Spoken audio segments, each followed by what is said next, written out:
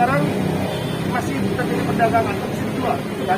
Itu juga pertanyaan banyak. Oke, kalau saya jelasin bahwa ada DEX dan ada CHAIN, decentralized exchange dan decentralized exchange. Kalau di Indonesia ini adalah centralized exchange karena di bawah UI.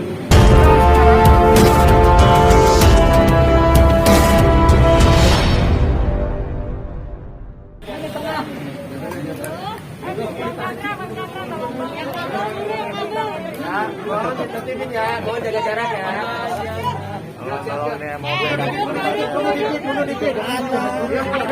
Tolong MOP nih, MOP lah, MOP. Bunda ya bun, sama bunda dong bun. Oke guys. Agak kencengan mas sana. Aku mau jelasin ya. Udah oke nggak? Udah oke belum? Beresin nggak apa-apa. Beresin dulu, udah aman? Udah aman ya? Oke. Terima kasih teman-teman semua. Alhamdulillah pertemuan kita, jadi ini tim Excelsen, ini adalah CEO Asitokon, kita berdua, dan beliau adalah Pak Tirta, nanti akan menjelaskan. Terima kasih Mbak Putri juga bahwa pertemuan ini pertemuan yang cukup baik, yang nanti akan menjelaskan bagaimana cerita keluarnya kronologis Twitter kemarin yang teman-teman hari ini mengapresiasi ini. Jadi nanti silakan Pak Tirta menjelaskan. Baik, Assalamualaikum warahmatullahi wabarakatuh. Terima kasih atas kehadirannya dari dokternya Asik. Jadi meluruskan hal kemarin, jadi memang mungkin terjadi kesalahpahaman terkait dengan pemerintahan. Bahwa pada prinsipnya untuk Asik itu sebenarnya tidak dilarang untuk dalam hal ini karena kan memang masih dalam proses untuk penjualan. Nah untuk itu memang saat ini pun sudah ada dalam hal ini itikat baik justru dari timnya Asik sendiri dan masyarakat yang nantinya akan didaftarkan kepada kami sehingga nantinya akan masuk ke dalam lampiran peraturan Bapepti untuk menjadi diperdagangkan di pedagang kripto di dalam negeri ini. Nah dalam hal ini nanti prosesnya kami juga nanti akan koordinasi dengan timnya dari Asik sendiri dan tentu saja kami siap untuk bekerja sama dalam hal itu dan berkoordinasi lebih lanjut. Terima kasih. Prosesnya sebenarnya seperti apa bisa? Prosesnya nanti bisa cepat karena nanti kita tinggal melihat nanti dokumen-dokumen pendukungnya semakin dokumen pendukungnya lebih cepat maka akan lebih cepat proses. Oh dokumennya nanti itu ada di peraturan Bapepti nomor 7 tahun 2020 ada kriteria 30 kriteria. Jadi intinya yang pasti harus mempunyai white paper dan juga proses bisnis dan pengembangannya ke depan siapa. Dan termasuk itu mungkin dalam bentuk dokumen-dokumen yang dibutuhkan.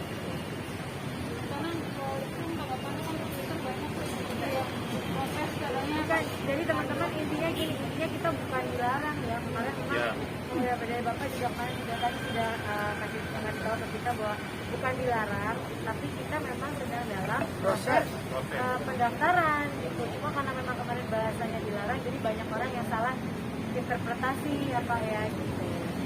Dulu Banyak pihak yang merasa dirugikan, kita juga ramai kok. Tidak. mungkin Mas Ilung CEO-nya akan bicara. Sebenarnya di pasar kripto itu ada istilah food. Jadi food itu bagaimana pasar itu dibuat, ada yang dibuat takut lalu jual, nanti ada yang beli dari bawah. Sebenarnya kalau market, Mas Anang ini hype luar biasa. Ini adalah artis pertama yang menjadi pionir membesarkan kripto aset ya Pak Tirta. Kripto aset kita sepakat dari liquidity 190.000 US dollar.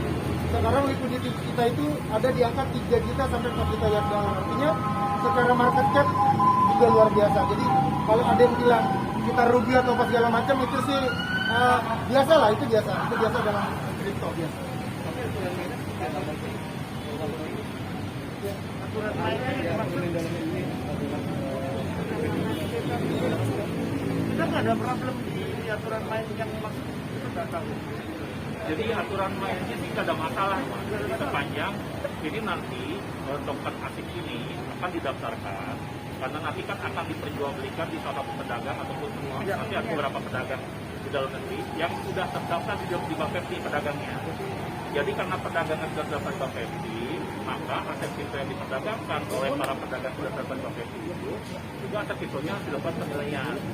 Nah nanti kalau misalkan sudah dilakukan penilaian itu sesuai dengan tadi peraturan Bapepti nomor 7 2020, nilainya sudah mencukupi, maka berarti itu layak untuk dijual. Kenapa layak dijual? Karena nilainya sudah bagus, berarti itu dianggap akan memberikan aset kripto ini bisa layak untuk dibuat menjadi alat investasi dan masih bisa dijamin tidak merugikan konsumen nantinya ke depan. Dan kalian sudah kapan? Ini nanti akan berproses. Berarti sudah didaftarkan? Sudah, lagi proses. Proses sejak Kenapa? Sejak kapan sudah kalian? Kan kita nabang. ya kita proses, sudah proses. Per hari ini kita masuk ini kita Tadi yang tadi. Tanggapannya kan Pak, kalau tweetnya dilarang itu kan dari Bapepti sendiri. tidak. Nah, intinya sih yang Twitter kemarin kan memang ini kan istilahnya kita kan ada berbagai melaksanakan ada adminnya. Mungkin dalam hal ini admin melihatnya kan dari sisi bahwa admin ini belum masuk di daftar Perba 7 2020. Nah kami melihatnya karena kami dari Biro Pembinaan Pasar, tentu saja kami mengedepankan dari sisi pembinaan. Saja kami siap menerima bila ini akan melakukan proses pendaftaran yang tujuannya adalah supaya ini juga nanti beberapa diperdagangkan itu sudah dimulai dan itu akan melindungi juga bagi para konsumen yang akan membelinya. Jadi kami nanti akan coba turunkan di tengah. Prosesnya berapa lama, Pak? Ini salah satu penyebab turun harga. Oh, udah naik sekarang. Ya, mungkin banyak pertanyaan juga, kenapa sekarang masih terjadi perdagangan, kok bisa dijual? Kan? Itu juga pertanyaan banyak. Oke, kalau saya jelasin bahwa ada DEX dan ada CHAIS, Decentralized Exchange dan Centralized Exchange. Kalau di Indonesia ini adalah Centralized Exchange, karena di bawah ini. Kita sekarang ada di DEX, Decentralized Exchange ada di internasional di Banking Swap. Itu yang kita lakukan hari ini, karena ada juga di dalam Perba 7 2020 bahwa kita bisa masuk ke market cap 500 terikat 500 gitu. Nah, ini perjuangan kita melakukan melalui DEX itu, karena DEX ini yang juga jadi pegangan dari Centralized Exchange di Indonesia. Nah kita berjuang mengikuti aturan, tidak ada yang dilanggar dari kita sama sekali, tidak ada pelanggaran. Makanya alhamdulillah kemarin Pak Mendak ya, Wakil Menteri Perdagangan. karena pernah podcast sama kita juga saat itu kita sudah bilang bahwa kita mau buat pemenangin dan lain-lain, makanya beliau mengeluarkan bahwa kita sudah sesuai aturan. Hanya saja pendaftaran Bapepti kita kan baru beberapa minggu ya. Iya, Mbak. 2 minggu. Belum sebulan tokennya. Karena naiknya cepat jadi begini ya gitu aja. Tapi nanti akan diperdagangkan di mana? Ya pasti kita hari ini nanti sore saya harus ngomong juga bahwa nanti sore kalau teman-teman nanti mau datang, kita ada di Abar itu kita akan menjelaskan bagaimana proses dengan Indodax. Mudah-mudahan hari ini selesai. Kalau selesai hari ini kita akan umumkan bahwa kita akan melantai di Indodax. Karena ada investor yang merasa rugi di Twitter banyak banget. Ya tadi saya bilang ada foodnya. Saya nggak bisa merekayasa itu semua dan kita tidak bisa melihat itu semua. Karena investor yang benarnya kita tuh pasti hubungin ke kita ataupun Semua telepon ke kita dan kita jelaskan. Kalau ada di grup ini, Asik Token kita bertanggung jawab, kita nyiapkan semua untuk edukasi, ada telegramnya, anggotanya udah 45.000, terus ya 6.000. Sekarang yang untuk pembeli semua itu ada telegramnya sudah ada 25 holder, terus ada yang di internasional sudah ada 20.000, total ada 40-50.000. Itu terjadi di sini. Kita siapkan itu semua dengan baik. Tidak ada yang tidak kita siapkan. Makanya edukasi yang dilakukan oleh Bunda, kenapa? Banyak mama yang direct ke kita minta tahu begini berapa. alhamdulillah mereka masih hold. Banyak Mereka hold, handphone ke Bunda hold, dijelaskan sampai makanya Bunda tadi ngomong bahwa terima kasih ke Pak Wamendak. Tadi malam menenangkan keadaan bahwa menyampaikan yang disampaikan akhirnya bergaung bersambut dengan Pak Dirga dari Bapak Menteri seperti ini. Mudah-mudahan ini bisa diberitakan dengan baik supaya Bunda tidak Dua-duanya ya terus teman-teman ya. Bisa dibilang panikan investor aja. tidak ada yang panik. Kalau di dunia kripto, kalau Semalam ada yang ngasih 100 BNB kok, Mas. Tidak ada yang panik sebenarnya. Tapi ini hal yang wajar mas. Wajar. Wajar. Saya itu wajar. Belum lihat usai dan ini kan dari kemarin kami sambung kamu masih pun Dunia kripto ini kan memang kita nggak boleh baper, kita nggak boleh, karena kita selalu bilang ke semua orang yang mau gabung sama kita, do your own research. Kita bukan menganalisa keuangan kalian.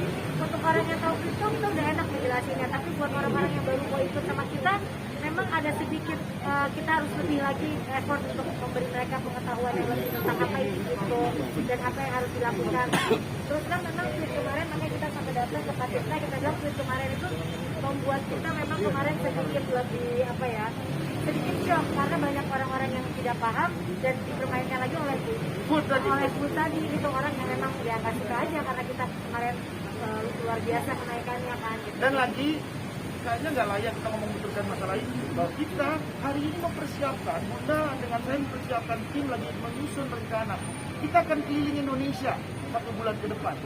Kita akan tour Indonesia bertemu dengan komunitas kripto di daerah untuk menjelaskan, karena yang lebih concern dari kita berdua ini keniscayaan yang kita akan lewati, blockchain, NFT, crypto aset.